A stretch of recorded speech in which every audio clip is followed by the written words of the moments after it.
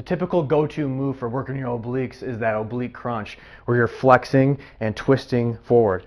However, it's not great for everyone, especially for someone with a flexion intolerant spine or someone that doesn't handle crunching very well. Plus, the core is not meant to drive movement, it's meant to anti-move or create stability. The obliques are meant to anti-rotate or control rotation. So let's train it that way in a plank.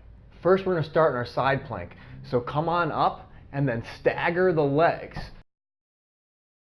And then from here, what you're going to do is you're going to turn 45 degrees, halfway between a side plank and a front plank. To advance it, you can throw on some things such as a little bit of rotation at the shoulder, rocking forward and back, or even some arm motion, or hold for time.